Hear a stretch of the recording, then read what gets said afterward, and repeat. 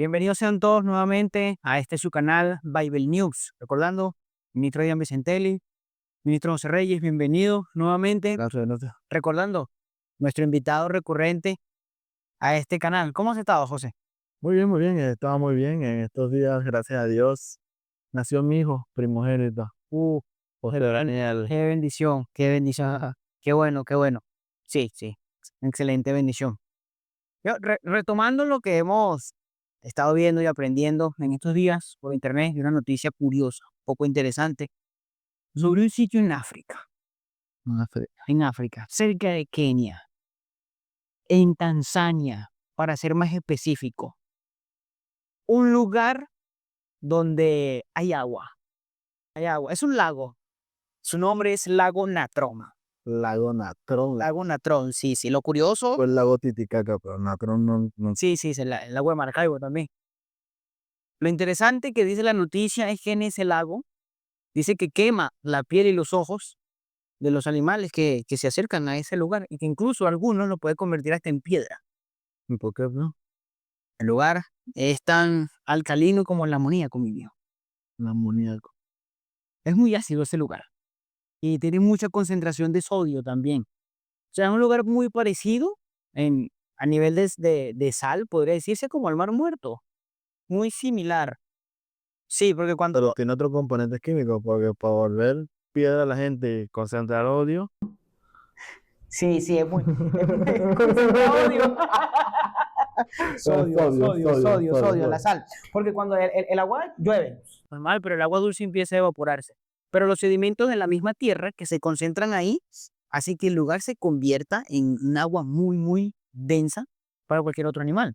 Por ende, esa combinación de elementos, o sea, hace un compuesto químico, afecta a los animales que hacen vida en ese lugar.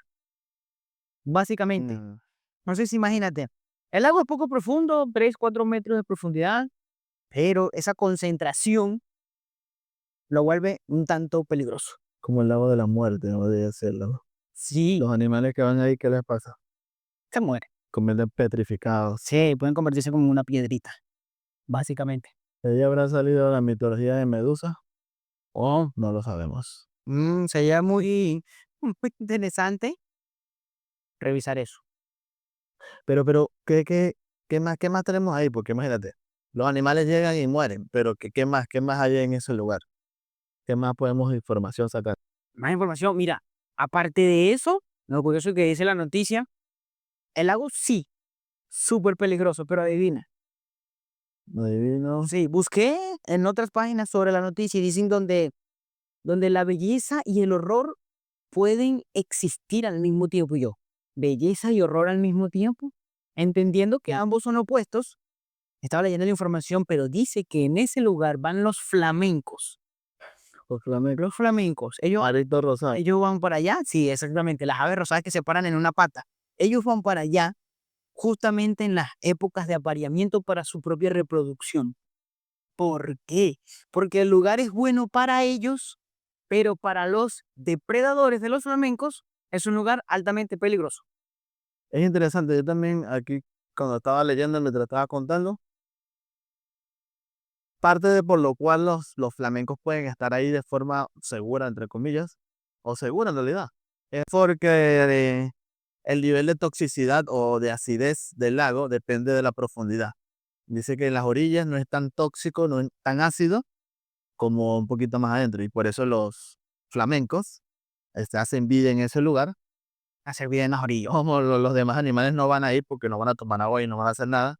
Esa es su seguridad, pues. El lago mortal los cuida, o la muerte, el lago de la muerte. El lago de la muerte los cuida, muy curioso. Wow, wow, eso es interesantísimo, ¿no? Sí, sí, eso me pregunta. El planeta Tierra está lleno de lugares extraños así, ¿no? Sí, son sitios interesantes los cuales nos hacen pensar cómo ocurren este tipo de cosas al mismo tiempo. Dicen que, bueno, algo malo, uno le puede sacar algo bueno. Tal vez los flamencos dijeron, ese lugar puede ser malo para los demás, pero para mí es un hogar para yo poder reproducirme de una manera tranquila y que mi generación tenga una oportunidad, así como yo la tuve. Pero la cosa es, también podemos sacar una reflexión a la vida cotidiana. En las situaciones incluso más difíciles de la vida, uno puede sacar algo bueno, por lo cual uno se beneficia. Y también uno podría decir que a lo que mucha gente llama malo, puede ser un beneficio para mí. Ahora, no lo malentiendan, ¿no? No estamos queriendo decir que lo malo es bueno, pero a partir de esta noticia comenzamos a pensar en un pensamiento general dentro del mundo cristiano, ¿no? Que tienen malentendido un concepto bíblico, el cual lo señalan como algo muy malo, algo al que no deberían estar, no quisieran ir. Y ese lugar se conoce normalmente como el infierno. Ah, sí. Típico lugar en el cual la persona dice, oye, ¿tú quieres ir al infierno? No, yo no quiero estar allí. Es el lugar más malo, ¿no?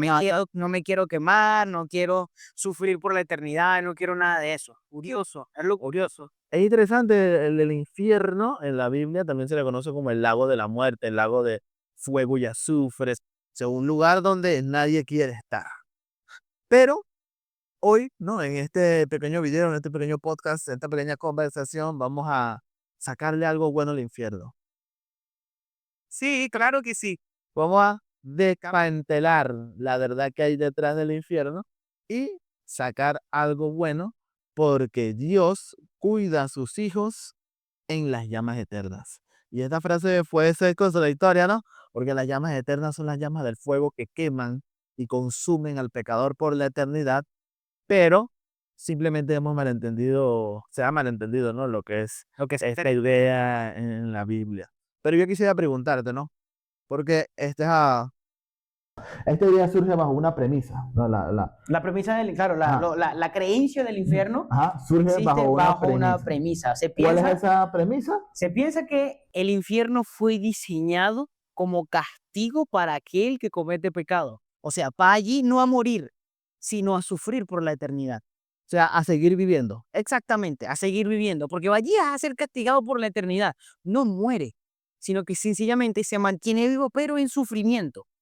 Esa es la creencia general o genérica que se tiene con referente ¿a qué? Al infierno. Entonces la premisa que sostiene esta creencia bíblica es una mentira porque, y lo vamos a desmantelar aquí ahorita con la Biblia, con los argumentos bíblicos, las historias que aparecen en la Biblia, porque la premisa es, cuando una persona muere, no muere, sino que sigue viviendo. O sea, básicamente es la muerte no existe. Básicamente con el pensar que el Que el infierno infierno existe, están desmintiendo de que el ser humano cuando muere, muere verdaderamente. Entonces Romanos 6:3 no tiene ningún sentido porque la paga del pecado no sería muerte, sería vida después de la muerte. Pero, ¿quién inventó esa primera mentira? O sea, ¿quién dijo por primera vez no morirán? O sea, esa es mentira, que van a morir, ya van a morir, no, eso van a seguir viviendo para siempre. Quizás sufriendo, pero viviendo. ¿Quién diría esa primera mentira? Mira, esa primera mentira nos remonta a cada uno de nosotros, aquellos que hayan leído las escrituras, y si no las has hecho, acompáñanos. Libro de Génesis, capítulo 1 y 2 nos relata la creación, pero luego a partir del capítulo 3 comienza a relatar algo interesante. ¿Qué es?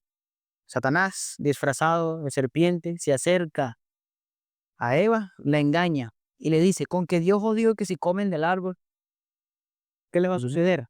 No, Eva dice, no, si yo como de ese árbol me voy a morir. ¿Y qué es lo que le dice Satanás a través de la serpiente? No, no morirás. Cuando tú comas de allí, tú vas a hacer muchas otras cosas.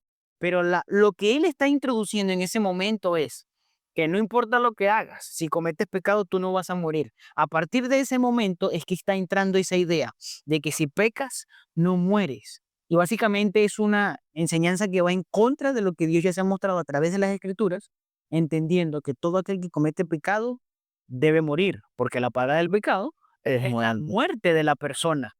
Exacto. Entonces, esto es fundamental, ¿no? En esta conversación que estamos teniendo, porque yo conversaba con un pastor, ¿no? De una iglesia y él me decía, yo le decía, ¿sabes por qué a mí se me hace difícil creer en el infierno? Le decía yo, porque yo tengo entendido, ¿no? Que el único inmortal es Dios. El único ser eterno es Dios. O sea, la eternidad y la inmortalidad solamente es una característica divina. Aquel que no pierde la vida nunca es Dios. Y si yo quiero tener vida, tengo que estar conectado a Dios. Pero primero vamos a comenzar que el único ser que no muere es Dios. Eso es lo que yo quería. Sí, O sea, por eso Dios es Dios. Entonces, ¿qué pasa? Cuando muero, si he cometido pecado y no he aceptado a Jesús como mi Salvador, voy a ir a el lugar llamado infierno, a vivir sufriendo. Entonces la respuesta de él era, no, no, no, allá no hay vida. ¿Cómo que no hay vida? Allá las personas están viviendo. ¿Están vivas o están muertas sufriendo? Vivas. Entonces allá hay vida. Y él me decía, no, porque eso no es vida. O sea, estábamos confundiendo el término vida como la experimentación de esto, ¿no? Si experimento cosas buenas, se le considera que estoy viviendo una vida. entonces experimentó cosas Pues, si experimento cosas malas, eso no es vida. Por eso que existe la frase, no, eso no es vida, estar allá trabajando como esto, así, sufriendo, eso no es vida. Entonces dice, no, en el infierno no hay vida porque eso no es vida. porque eso no es para la persona, pero solamente porque es sufrimiento. No tiene sentido porque estamos hablando la premisa de vida no como la experiencia de la vida, sino como la esencia de la vida en sí. Hay vida porque hay seres que existen en ese lugar. Entonces, ¿por qué hay vida aún para aquel, primero, que está desconectado a Dios porque es pecador y Dios es la fuente de la vida? Y segundo, ¿por qué se supone si la inmortalidad solo le pertenece a Dios, también existe en esos seres que están en el infierno? La esposa de él me dijo, el alma es inmortal y eso lo dice la Biblia. Como yo no me gusta mucho confrontar nada de eso, yo dejé pasar ese comentario. Me dio que leer aquí un versículo de la Biblia, ¿no? Para aquel que crea que el alma es inmortal, dice Ezequiel 18:20, el alma que pecare, esa morirá. Tú lo puedes conseguir en tu Biblia, Ezequiel 18:20, el alma que pecare, esa morirá. El alma no es inmortal, el espíritu no es inmortal, nada es inmortal porque el único que posee inmortalidad es Dios. Y aquí entra otra mentira que hemos creído durante mucho tiempo y que inconscientemente uno lo creía, ¿no? O sea, los ángeles son inmortales, los demonios son inmortales y Satanás es inmortal. Cuando tú piensas en los ángeles, por lo menos los caídos, ¿no? Porque están los ángeles que quedaron en el cielo, pero los ángeles que Dios expulsó del cielo. ¿Cómo no los imaginamos? Como seres así todos horrendos y todos feos. Pero bajo el concepto de la línea de que todo muere o todo degrada hasta su inexistencia, Satanás y sus demonios también han envejecido con el tiempo. Y ese es algo que uno no piensa porque uno tiene el mal concepto de que todo hay inmortalidad fuera de Dios. Entonces, la degradación, así como la vemos aquí en el planeta Tierra, porque está el pecado con nosotros, también está en esos seres espirituales, que son Satanás y sus ángeles, porque el pecado también está con ellos. Claro que no lo podemos describir tan precisamente porque son seres espirituales, Exactamente. pero sabemos y entendemos que ellos también se están degradando hasta la muerte. Porque quiero que les quede muy claro, ¿no? Incluso la Biblia habla de eso, ¿no? El único inmortal, la Biblia dice quién es Dios, pero vamos a buscarlo aquí rápidamente. 1 Timoteo 6:6 dice, el único que tiene inmortalidad y habita en la luz inaccesible, a quien ningún hombre ha visto ni puede ver. A él sea la honra y el dominio eterno. Amén. ¿Y de quién estaba hablando? Estamos hablando de Dios.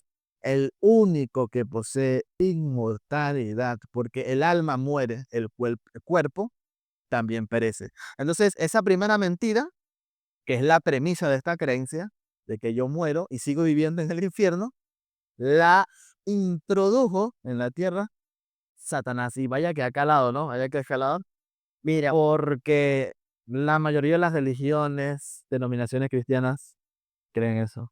sí, básicamente cuando tú hablas con muchos tipos de denominaciones te dicen de que sí, de que eso existe, porque piensan que eso es justicia, o sea, que el sufrimiento eterno de la persona es justicia en sí. Entonces, imagínate tú una persona básicamente viviendo o experimentando eternidad en un lugar de completo sufrimiento, ¿dónde deja la base del amor de Dios? Y porque si pensamos de que solamente está ese lugar para que el ser sufra y no sencillamente llegue a su fin como debería ser, también le está dando como que inmortalidad al pecado. o a la maldad o a la mentira. Entonces, básicamente deja que todo eso exista hasta el fin de los tiempos, entendiendo que si tiene inmortalidad, el fin de los tiempos nunca va a llegar. Claro, y pueden decir, no, pero es un castigo, es un sufrimiento, pero existe. El problema es que Sí, existe, es como decir, Dios va a hacer que el pecado sea inmortal, sea eterno, y eso no tiene sentido. no tiene Por eso que lo primero que quisimos señalar para desmantelar esta idea es que la mentira que hay vida después de la muerte la introdujo Satanás. Pero hay muchas más cosas objetivamente que son ilógicas, ¿no? Bajo este concepto del infierno, porque vamos a suponer que Caín fue el ser humano que más tiempo vivió pecando. Vamos a ponerle, la Biblia señala cuántos años vivió exactamente, pero no lo recuerdo ahorita. Pero vamos a suponer que otro ser humano vivió 960 años. Y él durante esos 960 años de vida, vamos a suponer que el primer año de vida, como apenas era un bebé, no sabía nada, duró 959 años de su vida pecando, haciendo cosas malas, haciendo sufrir a las personas, mintiendo, matando, robando, todo, todo, todo, todo, todo, todo. Bajo el concepto de la balanza de la justicia, si existen 959 años de obras malas, de sufrimiento, ¿qué tendrías que poner en esta balanza para que equilibre bajo la justicia? Eternidad sufriendo o un castigo que balance este tema. Entonces, no tiene sentido bajo la justicia, no bajo la lógica de la justicia, que el castigo para el pecador que vivió 900 años pecando sea una eternidad sufriendo. No es justo ni bajo la perspectiva de Dios, que es todopoderoso y Él sí tiene el verdadero concepto de justicia, mucho menos bajo la mentalidad humana, que uno puede rápidamente poner en una pesa y decir, oye, esto está desbalanceado en este sentido. Es mucho, es mucho. Entonces, para no ahondar más en ese tema, el infierno, como premisa que presentan, que es el lugar de sufrimiento eterno, es un lugar inexistente bajo ese concepto. Pero existe otra idea. La Biblia nos habla de el lago de fuego y azufre, las llamas eternas. La Biblia nos habla de un lugar donde los impíos van a sufrir su castigo hasta la muerte, pero los justos van a vivir eternamente. exactamente. Entonces, es interesantísimo porque ahora volvemos con la noticia inicial. ¿Cuál era la noticia? El lago de Ultron, no mentir. Natrón. El lago de Natrón, donde hay tanto odio, ¿no? Sodio. Sodio. El odio también está seguro, pero en la tierra. Entonces, bueno, el lugar donde los animales se petrifican, es demasiado ácido, no hay vida ahí. Mira, inclusive hasta los 60 grados centígrados hoy, perdona, allí, ese lugar. Pero unos animalitos indefensos, como lo son los pajaritos rosados, flamencos, llegan a ese lugar para procrear y tener sus hijos y tener su familia y cuidarse. O sea, el lugar podría decir, el lago de la muerte, que también se considera así, ese lugar llamado lago de la mortandad, ese lugar que es dañino para muchos, llegó a ser refugio para estos animalitos. Ahora, en las llamas eternas. Ya lo he dicho muchas veces, pero ahora voy a leer el versículo. Y es un versículo muy, pero muy interesante. Vamos a buscarlo aquí mejor. Isaías 33:14. ¿Dónde está por aquí? Isaías. Huevo. Ya me estoy perdiendo por aquí. 33, versículo 14 dice: Los pecadores se asombraron en Sión. Espanto sobrecogió a los hipócritas. ¿Quién de nosotros morará con el fuego consumidor? Fíjate que dice, ella estaba yendo en visión, un grupo de pecadores, hipócritas, gente que hace maldad, exactamente, y se estaban haciendo la pregunta, ¿quién de nosotros morará con el fuego consumidor? Dice, ¿quién de nosotros habitará con las llamas eternas? Y a estas dos preguntas existe una respuesta. Y se escucha una voz que dice, el que camina en justicia, dice versículo 15, Isaías 33. ¿Quién habitará en las llamas eternas? El que camina en justicia, habla lo recto. El que aborrece la ganancia de violencias. El que sacude sus manos para no recibir cohecho. El que tapa sus oídos para no oír propuestas sanguinarias. El que cierra sus ojos para no ver cosa mala. Los malos se sorprenden, tienen miedo, tienen pánico, tienen susto, porque ven las llamas eternas que van a consumir. ¿Quién puede vivir ahí? Y la respuesta es los hijos de Dios. Todo aquel que se mantuvo recto e intachable delante de su presencia. Las llamas eternas es el refugio de los hijos de Dios, porque la presencia de Dios es fuego consumidor. Exactamente. ¿Y qué consume ese fuego? ¿Cómo consumir pecado? Pecado. El fuego consume el Pecado. Y cuando yo me revisto del manto de justicia de Cristo Jesús, ¿qué pasa con mi pecado? Queda tirado al fondo del mar y más Dios más nunca se acuerda de él. Por eso no soy consumido. Vamos a suponer que el fuego está ahí, ¿no? Y el combustible, ¿cuál sería? El pecado. Si no tengo pecado, o sea, no tengo combustible para que se haga combustión, yo no voy a ser consumido. consumido, incendiado, no voy a cerecer bajo las llamas. Más bien lo de ignición. ¿Ah? Más bien voy a estar refugiado. Y como los flamencos estaban refugiados en el lago Natrón, La- que para otros animales era 100% letal. Esto es muy, muy interesante porque quizás nunca lo había visto de esa forma, quizás nunca lo había pensado así, pero es así. El fuego consume pecado, por eso los pecadores le tienen tanto miedo. La presencia de Dios destruye al pecador, por eso los impíos le tienen tanto miedo. No es el único versículo donde se hace esa pregunta. En Salmos, en Apocalipsis, se repite la misma pregunta. ¿Quién permanecerá de pie? ¿Quién estará? Pero la respuesta siempre es la misma. Los hijos de Dios. Los hijos de Dios. Los hijos de Dios, el lugar que tanto asusta a muchas personas, es El refugio de los hijos de Dios. Porque es su propia presencia. O sea, la propia presencia de Dios, siendo Él justicia y amor, obviamente para cuidarlos a ellos de las cosas malas que hay afuera, en este caso estamos hablando del pecado, su sola presencia destruye cuando eso quiere acercarse. Están allí, tranquilos, viviendo como los flamencos en el lago, delante de la presencia de Dios, porque Él desea cubrir y cuidar y entregarle un hábitat en el cual sus hijos puedan estar sin ningún tipo de problemas, sin ningún tipo de inconvenientes, viviendo de una manera tranquila. Pero solamente se logra cuando tú eres verdaderamente un hijo de Dios. Ahora, quiero cerrar este tema también para pasar a la siguiente sección de esta parte, porque tú me dirás, no, entonces, ¿por qué se llaman llamas eternas si no arden eternamente? La respuesta es sencilla. Las llamas pueden ser eternas, pero lo que consume las llamas no son eternas. No es eterno. Exactamente. Si lo que se va a consumir no es eterno, por más que las llamas sean eternas, a lo que se termina de consumir, ¿qué va a pasar con la llama? Ya no tiene nada que consumir, ella desaparece. Desaparece. Ahora, ¿cómo sabemos esto? Bajo la práctica. Porque Sodoma y Gomorra fueron castigados por Dios con las llamas eternas. Con el fuego eterno. No fue con fuego común. Ese fuego que cayó del cielo era fuego eterno. Y lo dice la palabra de Dios. Sodoma y Gomorra, las ciudades vecinas, está en Judas, capítulo 1, que es el único capítulo que tiene Judas. Versículo 7. Sodoma y Gomorra, las ciudades vecinas, las cuales, de la misma manera que aquellos, habiendo fornicado e ido en pos de vicios contra la naturaleza, fueron puestas, por ejemplo, sufriendo el castigo del fuego eterno.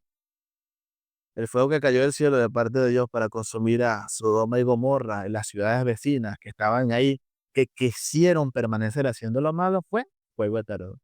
Cayó, los consumió y se apagó. Y hasta ahí. Porque si no, en la actualidad, estaría bien mal todavía prendido en llamas allá. Pero no, llegó, consumió hasta lo último y las llamas desaparecieron porque ya no había más combustible. Esas llamas. Incluso cuando se habla de la destrucción final, Malaquías también dice, he aquí, viene el día ardiente como un horno, porque también caerá fuego del cielo.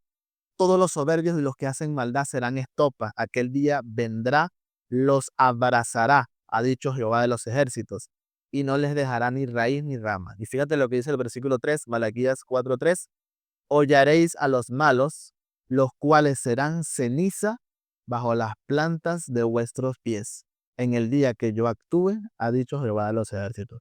Y así como este, hay muchos versículos más donde se explica, ¿no?, tajantemente que el malo va a ser consumido, el pecador, el que no aceptó a Jesús, porque simplemente el tema es esto, no aceptar a Jesús, no querer la salvación, rechazarlo y abrazar al pecado, va a ser consumido por el fuego eterno, pero hasta que se consuma todo tu pecado y tu maldad. Y en ese momento quedarás como ceniza.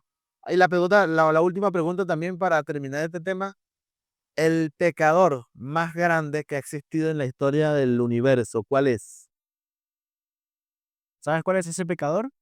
El que peca desde el principio, ¿no? Ajá. Hemos oído por ahí, Satanás. Satanás. Satanás, ¿qué le pasará a ese señor? Él también quedará consumido, ¿Será? él también quedará hollado, él también quedará. Por aquí tenemos un versículo que también podemos leerlo.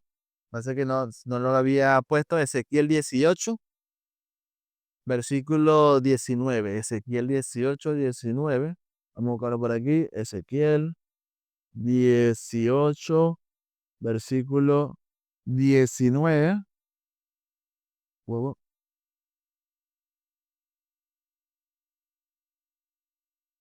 Mm, no, lo tengo mal escrito aquí aquí Wow. Lo voy a buscar mientras Adrián le sigue hablando acerca del tema y lo consigo rápido. Porque no está en 18. Adrián, ayúdame un ratito.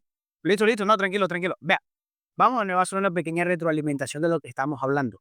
Recordemos en la función de nuestro canal es comparar noticias con Biblia. La noticia, lago Natrón, lo podemos hacer básicamente la referencia con lo que tenemos del lago de fuego y azufre, entendiendo que muchas personas piensan que el infierno es un lugar primero que ya existe, que la persona cuando muere va a ese lugar sencillamente a vivir eternamente y a sufrir eternamente en ese lugar, entendiendo pues que la vida acaba cuando el pecador es consumido a través de las llamas eternas. Luego entendemos lo siguiente: Dios busca la manera de que el ser humano siempre esté en un lugar en el cual él se pueda sentir muy cómodo. Y ese lugar donde es delante de la presencia de Dios. Entendiendo lo que leímos en el libro de Isaías, comprendemos y entendemos que la presencia de Dios en sí son llamas eternas. O sea, su presencia es fuego consumidor, es fuego abrasador. Mismo fuego que solamente pueden estar de pie. ¿Qué clase de personas? Todos aquellos que son rectos y derechos, que han aceptado a Cristo como su Salvador personal, todos aquellos que creen en Él y que buscan su presencia. Básicamente es buscar la amistad de Cristo Jesús para que Él haga una transformación en nosotros a través del Espíritu Santo y de esa forma tú y yo podemos avanzar. ¿Y cómo? En rectitud, haciendo lo bueno, cerrando los ojos a las cosas malas, tapando nuestros oídos a las cosas feas que podamos, mira, haz esto, haz aquello. No, no queremos hacer ese tipo de cosas. ¿Por qué? Porque al final, cuando venga la justicia impartida por Dios, que es fuego eterno, nosotros no queremos ser consumidos por ese fuego. Al contrario, queremos que ese fuego se convierta en nuestro refugio. Así como lo vimos en la noticia, ese flamenco estaba allí, tenía un refugio y para los demás sencillamente era destrucción, era petrificación, era básicamente el fin del camino de los impíos, ¿sabes? Porque al final el Salmo nos dice que la senda de los impíos hasta el final de la historia va a perecer y hasta allí va a llegar. Mas los justos van a vivir por la eternidad porque ese es el regalo que les está ofreciendo Cristo Jesús. Fíjate, me confundí. Hoy estaba buscando el capítulo 18 y era el capítulo 28. Un error. Estamos en vivo. Pero vamos a buscarlo. Ezequiel 28, del 14 al 19. Rapidito en versículo 14 para entender de quién está hablando. Dice, tú, querubín grande protector, yo te puse en el santo monte de Dios, allí estuviste. En las piedras, digo, en medio de las piedras del fuego te paseabas. Perfecto eras en todos tus caminos, desde el día que fuiste creado hasta que se halló en ti maldad. A causa de la multitud de tus contrataciones, fuiste lleno de iniquidad y pecaste. Por lo que yo te eché del monte de Dios y te arrojé de entre las piedras del fuego, oh querubín protector. Están hablando de Satanás. Antes de ser Satanás, era un querubín grande protector que a causa de su hermosura se enalteció de orgullo y fue expulsado del cielo por no cumplir la ley de Dios. Pero sigue diciendo, con la multitud de tus maldades y con la iniquidad de tus contrataciones profanaste tu santuario. Yo pues saqué fuego de en medio de ti, el cual te consumió y te puse en ceniza sobre la tierra a los ojos de todos los que te miran. El final de Satanás, ¿cuál va a ser? ¿Cuál va a ser? Ceniza, meterse en ceniza. Pero fíjate lo que dice el versículo 19, que es el más contundente de todos. Todos los que te conocieron de entre los pueblos se maravillarán sobre ti. Espanto serás y para siempre dejarás de ser. Para siempre dejarás de ser. Entonces el destino que Dios le ha designado a Satanás, que antes era un querubín grande protector, hermoso en el cielo, que se corrompió por su hermosura y fue expulsado, fue llamado enemigo de Dios. ¿Cuál va a ser el resultado final de él? Para siempre dejará de ser. Deja de existir. Entonces, ya aquí podemos hablar de este tema de decir, no, que el infierno, que la muerte, que van a sufrir eternamente. Bíblicamente no hay forma No, de decir que existe vida después de la muerte. No, quizás por ahí tienes rato diciendo, no, el rico y Lázaro, el rico y Lázaro, el rico y Lázaro.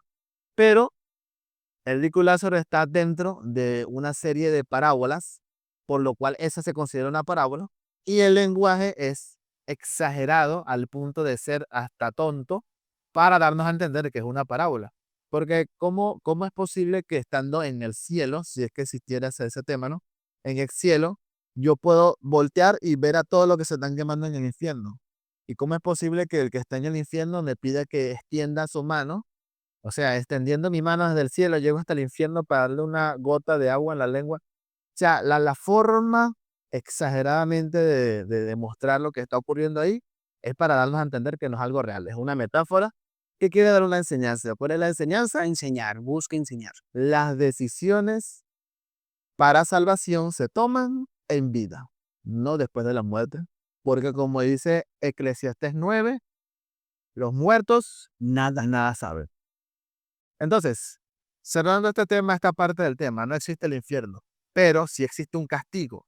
Esas llamas eternas son sufrimiento para los pecadores, refugio para los salvados. La pregunta ahora sería, ¿cómo hago para empezar a ver a Dios, que es fuego consumidor, como un fuego protector? ¿Cómo hago para que ese fuego no me consuma? ¿No? ¿Qué debo hacer para cambiar la perspectiva que yo tengo, que me han dicho que Dios castiga, que Dios reprime, que Dios oprime, que Dios es esto, que Dios es esto? ¿Cómo hago para cambiar de mente, de mentalidad y empezar a ver a Dios como lo que realmente es?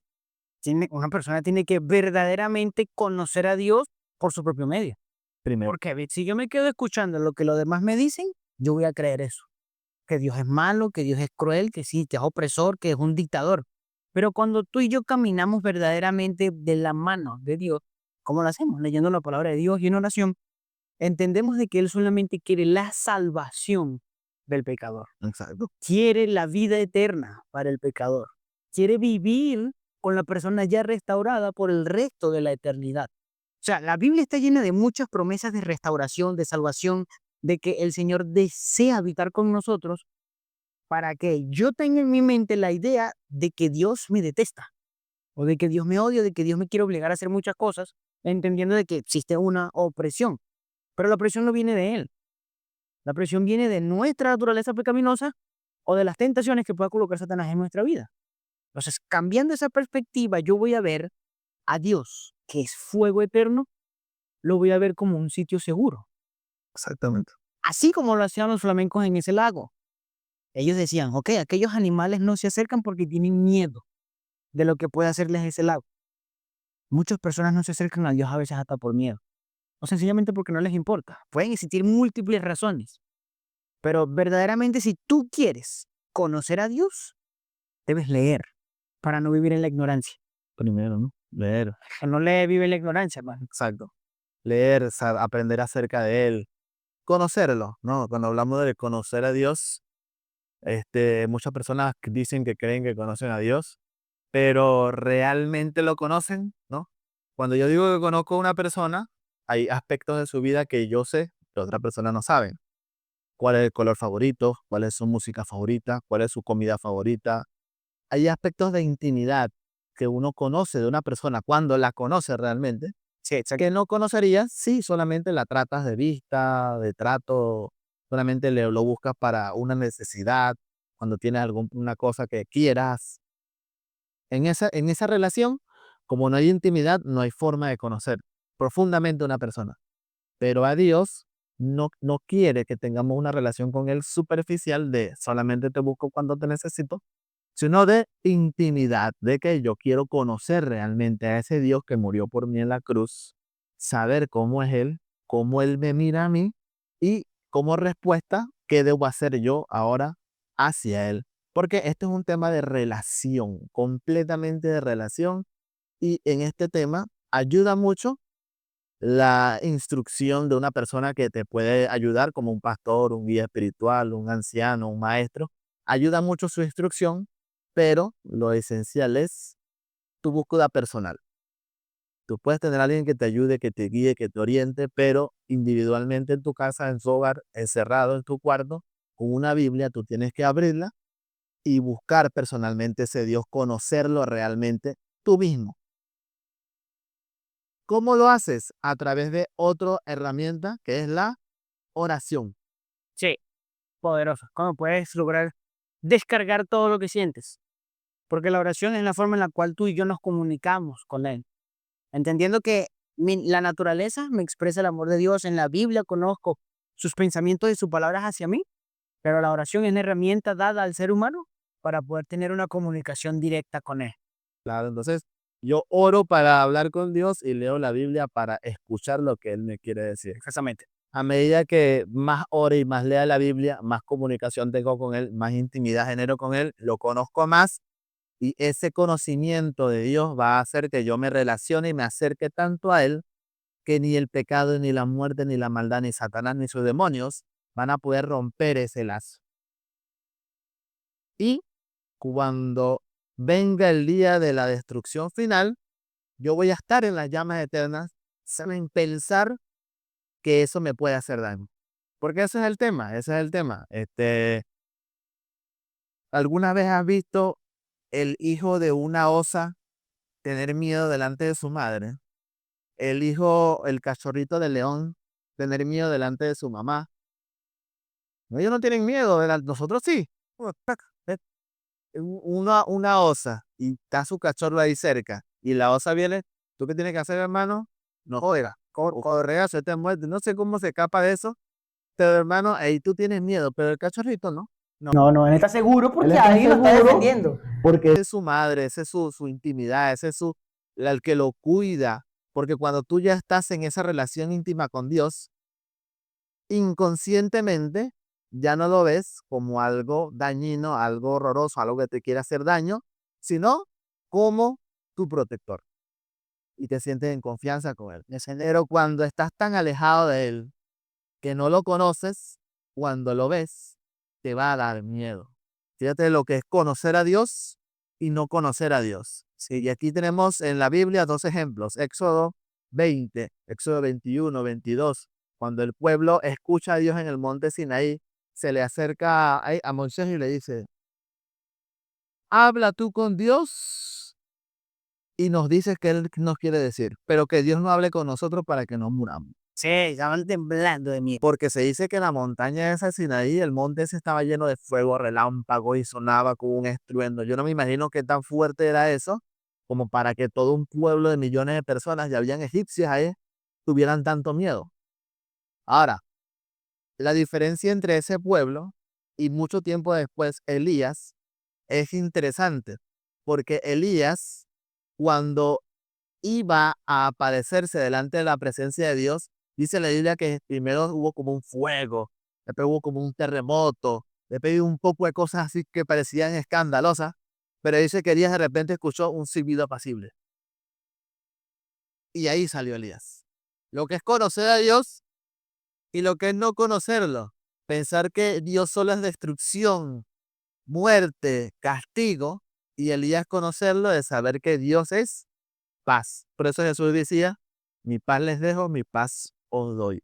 Y ese es el mensaje final que les queremos traer en esta oportunidad. Así como los flamencos viven en paz y pueden estar tranquilos criando sus hijos en ese lago que es mortandad para todos los demás animales y depredadores, de esa misma manera Dios es nuestro refugio de paz. En medio del caos que estamos viviendo en esta tierra, problemas, sufrimientos, deudas, situaciones difíciles, complicadas, Dios nos trae paz. Dios es nuestro refugio. Mucha paz. No solamente cuando Él venga por segunda vez, sino hoy en día puede ser tu refugio, así como es mi refugio y el refugio de mi compañero y gran amigo Vicentelli. Si te gusta este tipo de contenido, no te olvides de apoyarnos cada uno de nosotros, dale like, comenta, ¿conocías esto? ¿No lo conocías? ¿Te parece interesante? ¿Quieres más temas como estos? Te invitamos a que lo hagas. Que no te dé pena hacer eso. Tal vez a nosotros aquí, tal vez sí, no lo sé, pero que a ti no te dé pena, porque el conocimiento de las escrituras es crucial para tu salvación y mi salvación. No te quedes sin participar de ella. Dios te bendiga. Shalom.